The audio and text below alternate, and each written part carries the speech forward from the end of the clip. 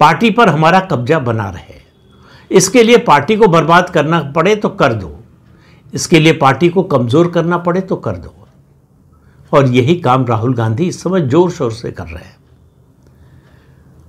राहुल गांधी के नेतृत्व पर और उनकी क्षमता पर सवाल न उठे, इसके लिए वो वोट चोरी का अभियान चला रहे हैं। बिहार में 16 दिन की यात्रा की, बिहार में मुद्दा भी नहीं बन पाया, किसी एक कॉन्स्टिट्यूंसी में भी नहीं बना। और लोगों को तो छोड़िए, अपने सहयोगी दल को नहीं समझा पाए कि ये मुद्दा है, अपनी पार्टी के लोगों को नहीं समझा पाए कि ये मुद्दा है। तो एक बार जो है महाराष्ट्र की विधानसभा सीट का मामला लेकर आ गए थे, फिर कर्नाटक की, और अब आए हैं हरियाणा विधानसभा चुनाव के समय, हरियाणा विधानसभा चुनाव के नतीजों को लेकर। उनका कहना है कि ये सरकार ही चोरी हो गई थी, हम जीत रहे थे। अब उनके तर्क सुनिए तो आपको इतना हास्यास्पद लगेगा। जो भी उन्होंने तथ्य अपनी ओर से तथ्य मानकर पेश किए, वो सब फैक्ट चेक हो गए, सब गलत निकले। उनके तर्क सुनिए तो उससे आपको समझ में आएगा कि उनकी समझ का स्तर क्या है। कि बैलेट पेपर में तो हम जीत रहे थे, जब ईवीएम खुली तो हार गए।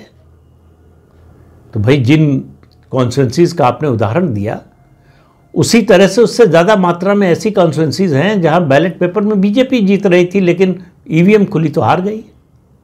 तो इसका क्या मतलब? कांग्रेस ने वोट चोरी कर ली? मतलब ऐसी हास्यास्पद बात, बचकानी बात केवल राहुल गांधी कर सकते हैं।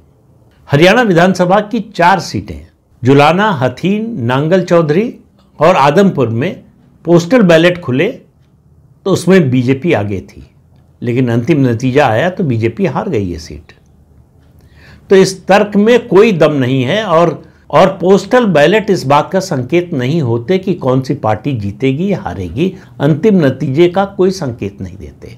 मुझे याद है 2012 का उत्तर प्रदेश विधानसभा का चुनाव, बैलेट पेपर खुला तो बीजेपी बहुत आगे थी।